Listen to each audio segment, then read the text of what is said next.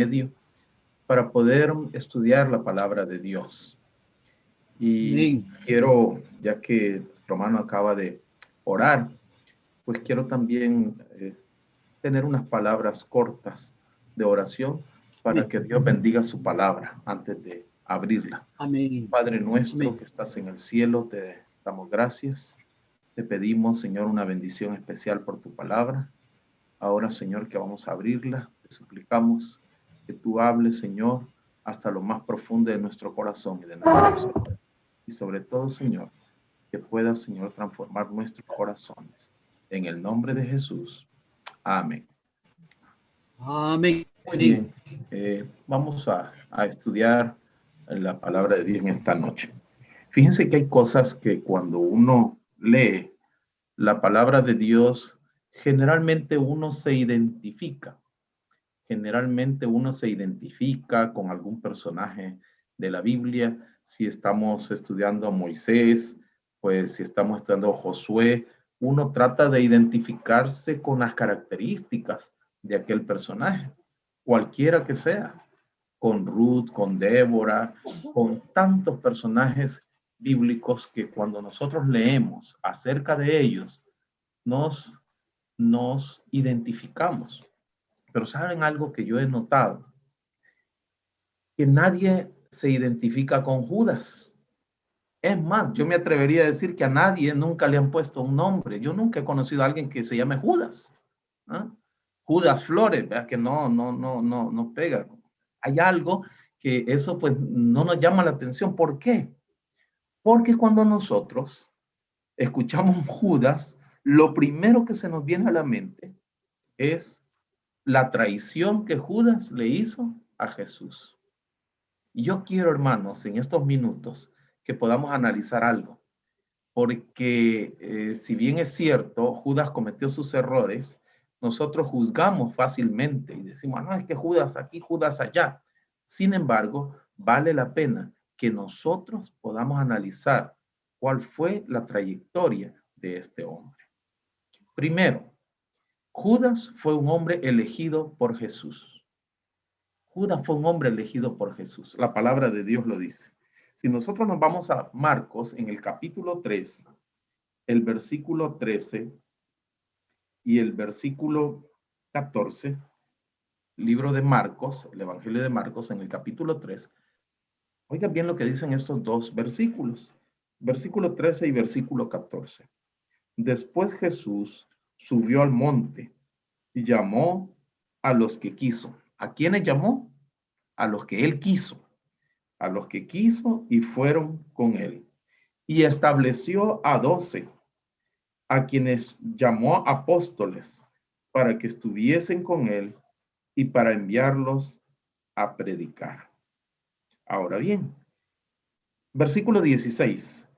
Estos fueron 12 elegidos, o los 12 elegidos. Simón, a quien llamó Pedro, Santiago y su hermano Juan, hijos de Zebedeo, y los apellidó Boanerges, que es hijo del trueno. Verso 18. Andrés, Felipe, Bartolomé, Mateo, Tomás, Santiago, hijo de Alfeo, Tadeo, Simón el cananita.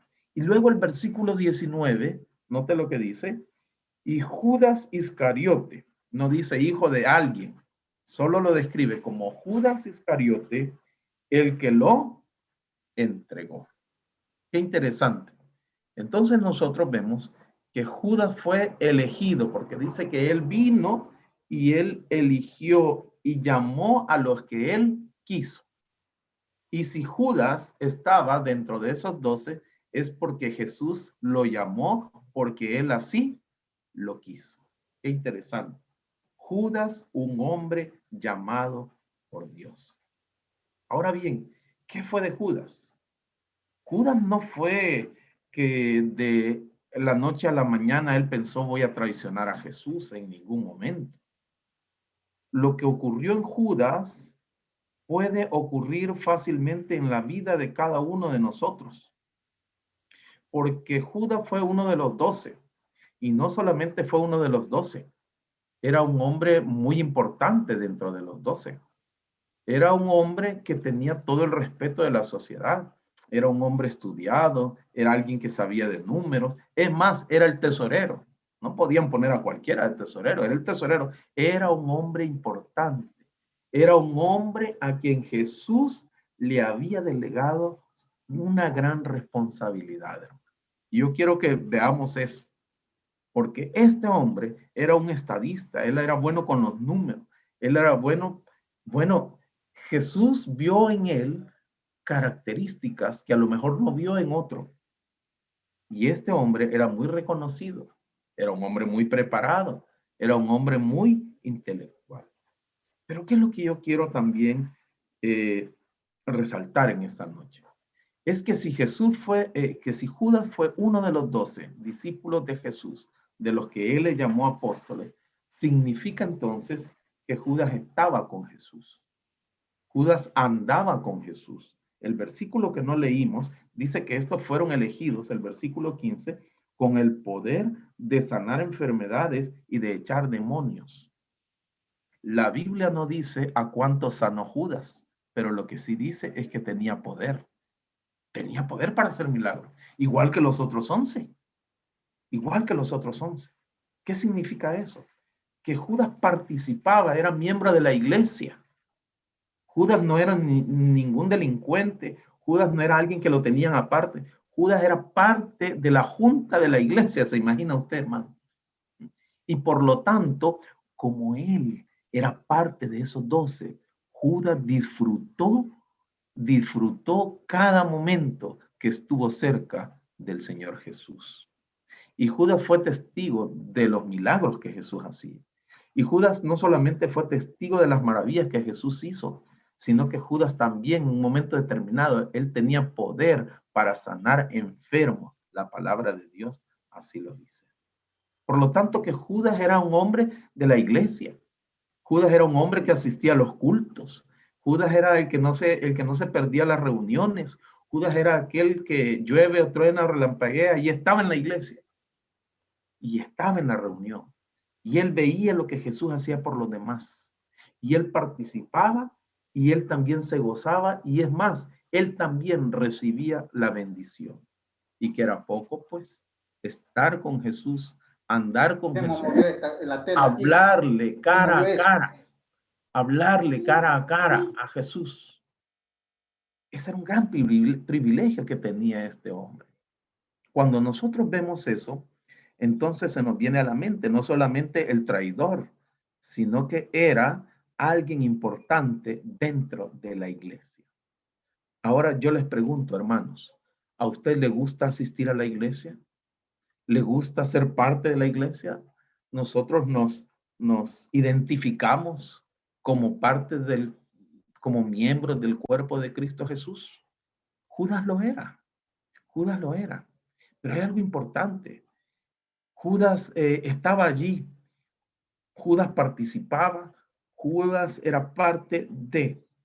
Sin embargo, había algo que a Judas le afectaba y la palabra de Dios así lo dice. En el libro de San Juan, en el capítulo 3 y versículo 3, si vamos a Juan, capítulo 3, versículo 3, dice allí, cuando Jesús hablaba con Nicodemo, le dijo, Jesús le respondió, te aseguro que el que no nace de nuevo no puede ver el reino de Dios. Y ese era el problema que tenía Judas. Hoy en día, cualquiera puede decir, yo tengo 40, 50 años de estar en la iglesia. Pero eso no me garantiza nada.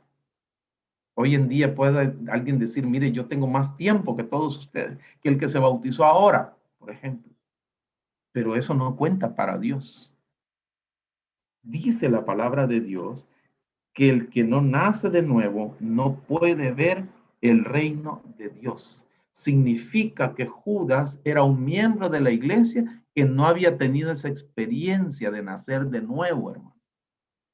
Y qué peligro más grande es el que nosotros también podamos estar en la misma situación, que podamos tener años en la iglesia, que veamos el desfile de hermanos que entran y que se salen y que se van de la iglesia y que estamos allí, pero que no le hemos permitido a Jesús a que more en nuestro corazón y pueda transformar nuestra vida. Es decir, en otras palabras, el nuevo nacimiento. Y ese es un riesgo todos, absolutamente todos, desde el más grande hasta el más pequeño, lo corremos. Y yo mencionaba al principio, Judas no fue que de la noche a la mañana, antes de acostarse, pensó, yo voy a traicionar a Jesús, ¿cómo voy a hacer? Él no lo hizo. Lo que ocurría con Judas era que a pesar de estar cerca de Jesús, a pesar de ser miembro de la iglesia, todavía no le había permitido a Jesús que él obrara en su corazón. Judas se resistió una y otra vez a la conversión. En el mismo libro de San Juan, vea lo que dice, San Juan capítulo 12, versículo 6, ahí mismo donde estamos. San Juan capítulo 12, versículo 6. Dice allí, dijo esto no porque se interesaba por los pobres. ¿Se recuerdan eso? De aquella mujer llamada María que ungió a Jesús. Y entonces trajo una libra de perfume de nardo puro y ungió los pies de Jesús, los enjugó con su cabello. Y entonces dice que Judas, al ver eso, él comenzó a decir, ¿por qué no se vendió ese perfume por 300 denarios para ayudar a los pobres? Es un hombre muy inteligente, era muy listo, cualquiera diría, Judas tenía un gran corazón, estaba pensando en los pobres, y usted y yo sabemos que no estaba pensando en eso. Y dijo esto porque no se interesaba por los pobres, versículo 6, sino porque él era, ¿qué cosa? Era ladrón. Era ladrón. El mismo hecho de no tener una experiencia verdadera con Jesús le había llevado al extremo de cometer pecado. Y ahora yo pregunto, ¿quiénes sabían que él era ladrón? Nadie. Solo lo sabía él y lo sabía Jesús. Sus compañeros, los apóstoles, ellos no lo sabían, porque Judas era inteligente. Él no vino, tomó la bolsa y se fue. No, él dice que sacaba poquito a poquito, sacaba poquito a poquito, sacaba de vez en cuando del dinero que caía de las ofrendas para que el ministerio avanzara. Él sacaba poco a poco. ¿Por qué? Porque él sabía que si lo sacaba y se lo llevaba todo, se iba a dar a conocer. Hermanos, qué peligro más grande es cuando no hemos tenido un encuentro personal con Jesús. Y cuando hay pecados que creemos que están ocultos porque no lo sabe la iglesia, porque no lo sabe mi familia, porque no lo saben mis compañeros de trabajo, porque no lo sabe nadie, pero hay alguien que sí conoce nuestro corazón y que conoce nuestras intenciones. Pecados ocultos. Judas tenía ese pecado oculto que lo hacía en lugar, a pesar de que físicamente estaba allí con Jesús, pero estaba lejos de Jesús, porque él estaba cometiendo el mismo pecado. Ahora usted podría decir, qué terrible ese Judas, ¿verdad? Hermano, yo quiero decirle que nosotros le robamos a Dios. Y cuando yo digo que le robamos a Dios, no me estoy refiriendo a los diezmos y las ofrendas. Le robamos el tiempo que nosotros debemos de dedicarle a Dios. Nosotros le robamos el no estudiar la palabra de Dios. Robamos cuando no nos comunicamos con Dios. Robamos cuando no ponemos nuestros dones que Dios nos ha dado al servicio del Señor. Nosotros le estamos robando. Y le estamos robando poquito a poquito, así como Judas. Y corremos el peligro, así como decía la lectura bíblica. Y dice que Judas salió solo y era de noche. Eso es lo que decía el versículo de la lectura bíblica. Se imagina, Judas estaba ante la presencia de Dios mismo. Judas salió de la luz y salió a las tinieblas. Se refiere a que él salió y era de noche. Después de que hubo tomado el bocado, cuando cenaron junto con Jesús, él tomó el bocado y salió y era de noche. Y ahora se encontraba solo. El problema de Judas no fue la traición. El problema de Judas fue que su vida nunca estuvo enlazada, nunca estuvo en sintonía con la voluntad de Dios, con lo que Jesús le había enseñado. Y también encontramos otro problema de Judas. Dice en San Mateo, capítulo 26, versículos del 14, 15 y 16. San Mateo, capítulo 26, verso 14 al 16. Dice así. Entonces uno de los 12, Judas Iscariote, fue a los principales sacerdotes y les dijo, ¿qué me queréis dar si no os lo, o qué me queréis dar si os lo entrego? Y ellos le asignaron 30 monedas de plata. Entonces buscaba una ocasión para entregar. ¿Cuál era el otro problema que tenía Judas en su vida espiritual? Judas, el adventista del séptimo día, el que no faltaba a la iglesia, el que era tesorero de la iglesia, el que tenía pecados ocultos y que nadie los conocía. Ese era el problema. Que él no encontró en Jesús lo que pensaba encontrar en el mundo, allá afuera. Por eso dice que él fue, salió, habló con los principales sacerdotes. ¿Qué me pueden dar? ¿Acaso Jesús no le podía dar todo? Si dice Jesús, yo soy el camino, la verdad y la vida. En Jesús, Judas tenía todo. En Jesús, queridos hermanos, nosotros tenemos todo. Y no tenemos nada que andar buscando allá afuera, pensando que allá nos puede dar algo. Es decir, en otras palabras, Judas estaba más atraído por las cosas de afuera que por lo que ya tenía dentro. Por lo que ya tenía dentro. Y entonces ahí el problema que encontramos en la iglesia. Cuando encontramos jóvenes que dicen, es que aquí no hay muchachas, por eso vamos a buscar allá afuera, porque las de allá son mejores. Por eso es que hay hermanos que se van de la iglesia y dicen, es que aquí no me gusta porque aquí es muy triste la iglesia, no se siente el Espíritu Santo, porque ellos creen que el Espíritu Santo se manifiesta de otra manera, en la alegría, en el gozo, en la emoción. Ese era el problema de Judas. Se sentía más atraído por lo que estaba afuera que por lo que estaba adentro. Y eso, hermano, debemos de entenderlo. Y en este último tiempo que estamos viviendo, la palabra de Dios no se equivoca. ¿Acaso no estamos leyendo en Isaías que la figura de aquel hombre, el Salvador del mundo, era algo que no era atractivo? A eso se refiere. Dentro del cristianismo, si lo comparamos con lo que el mundo nos ofrece, siempre será más atractivo el mundo que Jesús. Siempre será más atractivo. Allá hay más atracción mientras estamos en este mundo. Si nosotros comparamos lo que tenemos con lo que hay afuera, siempre será más atractivo lo que está afuera, porque dejaríamos de ser seres humanos. Seres humanos que estamos inclinados hacia el pecado, hacia el mal. Y ese era el problema que Judas tenía. ¿Verdad? Judas tenía pecados ocultos y Judas no permitió que Jesús obrara en su corazón y ahora Judas se siente atraído más por lo de afuera que por lo de adentro. Por eso es que llega él y les dice, bueno, yo sé que ustedes lo quieren, ¿cuánto me dan? Y entonces aquellos hombres, ni lerdos ni perezosos, le ofrecieron 30 monedas de plata, porque en ese tiempo exactamente 30 monedas de plata valía un esclavo.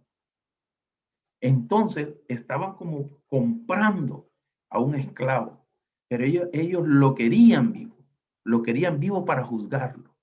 Y entonces nosotros vemos la traición. Hermanos, muchas veces hablamos de Judas. ¿Y cuántas veces nosotros traicionamos también al Señor? Con nuestras actitudes, con nuestros pensamientos, con nuestras acciones. No, dicen algunos hermanos, es que estos hermanos son extremistas, son cuadrados. ¿Cómo va a creer que vamos a pecar con lo que comemos? ¿Cómo va a creer que vamos a pecar con vestirnos así de esa manera? Y nosotros encontramos una cantidad de cosas exactamente en la misma situación de Judas. Y no solo eso, hermanos que en las plataformas sociales se dan el lujo de tener una vida en la semana muy diferente a como lo vemos en la iglesia el sábado. Y no solamente eso, publican las fotografías. Y entonces cuando ellos publican las fotografías, como quien dice, aquí estoy yo hago lo que yo quiero, es mi cuerpo, yo hago lo que... Pero el sábado ahí lo vemos en la iglesia. Judas iba a la iglesia todos los sábados. Hermanos, corremos el mismo peligro, corremos el mismo peligro de quedarnos afuera, como Judas quedó afuera. Nuestra vida espiritual debe de ser, una vez nosotros nos encontramos con Cristo, ya no puede seguir siendo la misma. Nuestra vida o cambia, pero no podemos pretender estar dentro sin que Jesús haya hecho algo en mi vida, sin que Jesús haya hecho algo en mi corazón. Tristemente, la palabra de Dios dice que Judas fue vencido por el diablo. Y 2 veces entró el diablo en Judas. San Lucas capítulo 22. San Lucas capítulo 22 y versículo 3. San Lucas capítulo 22 y versículo 3. Entonces Satanás entró en Judas, llamado Iscariote, uno de los 12. Versículo 4. Este fue y trató con los principales sacerdotes y magistrados acerca de cómo les entregaría a Jesús. Y ellos se alegraron y convinieron en darle dinero. Aceptó y buscaba la oportunidad de entregarlo a escondidas del pueblo. Hermanos, no negociemos con el mundo. No podemos negociar con el mundo. No podemos darnos el lujo de negociar con el mundo, especialmente en este tiempo cuando sabemos que queda poco tiempo y que Jesús ya viene. No podemos negociar con el mundo a través de las modas. No podemos negociar con el mundo a través de la comida. No podemos negociar con el mundo a través de los principios, porque los principios, por eso son principios, porque no cambian. Dios es el mismo de ayer, el mismo de hoy y será el mismo Dios por toda la eternidad. Judas estaba allí negociando. Y cuando Judas estaba negociando con el mundo, dice que Satanás entró en Judas. Qué triste que aquel hombre en quien se había confiado, en aquel hombre que se le había confiado la tesorería, ese hombre había venido arrastrando muchas cosas que terminó en un desenlace fatal, en un desenlace terrible. Y esa fue la primera vez que Judas, dice que Satanás entró en Judas, pero entró 2 veces. También entró cuando lo que leíamos en San Juan 13:30, que cuando hubo tomado bocado, él salió, estuvo solo y era de noche. Tuvo un final terrible. Mateo 27 del 3 al 5 lo describe. 27 del 3 al 5. Entonces Judas, el que lo había entregado, al ver que habían condenado a Jesús, sintió remordimiento y devolvió las 30 monedas de plata a los principales sacerdotes y a los ancianos. Y les dijo, he pecado entregando sangre inocente. Pero ellos dijeron, ¿qué nos importa a nosotros? Esta es cosa tuya. Entonces arrojó las monedas de plata en el templo y salió. ¿Y qué pasa? Y se ahorcó. Triste. Es triste, hermanos, que alguien haya pasado toda su vida dentro de la iglesia, que haya entregado su vida a Cristo Jesús y que al final se pierda. Eso es triste. Es duro que alguien se haya sacrificado tanto, que haya vivido, que haya soportado pruebas, que haya dado testimonio y que al final de la historia se pierda. Todos estamos expuestos a llevar una vida como Judas la llevó. Pero hermanos, yo quiero decirle que también la palabra de Dios, en la palabra de Dios hay esperanza y hay consuelo, porque el grave peligro de seguir como él estaba, como él vivió, hasta que al fin él se encontró solo. Y cuando se encontró solo, Satanás volvió a entrar en él. Hermanos, en esta noche de una manera muy sencilla, muy simple, pero en el nombre de Dios. Mi deseo de oración en esta noche es que podamos acercarnos a Cristo Jesús. Decirle, Señor, perdona mi pecado oculto, el que nadie sabe. Decirle, Señor, aquí estoy, transforma mi corazón. Decirle, Padre, yo quiero estar en la patria celestial contigo. ¿Por qué estar perdido? ¿Por qué estar perdido? Algún hermano dirá, mire, pero es que yo no me siento bien. Pero allí está Jesús. Mire, pero es que yo hice esto, pero allí está Jesús. Allí está Jesús con los brazos abiertos esperándonos. Y aquellos que algún día estuvieron aquí y que ahora ya no lo están por alguna razón, el Señor los ha de traer antes de que sea demasiado tarde. Mi deseo de oración, hermanos, es que podamos confiar en el Señor. Él es capaz de transformar nuestros corazones. ¿Cuándo? Cuando nosotros se lo permitamos. Que el Señor bendiga cada una de sus vidas, bendiga a cada uno de los miembros de su familia y que podamos comprender que de nosotros depende que le permitamos al Señor que pueda transformar nuestra vida. Que el Señor les bendiga, es mi deseo de oración en esta noche. Que el Señor les guarde.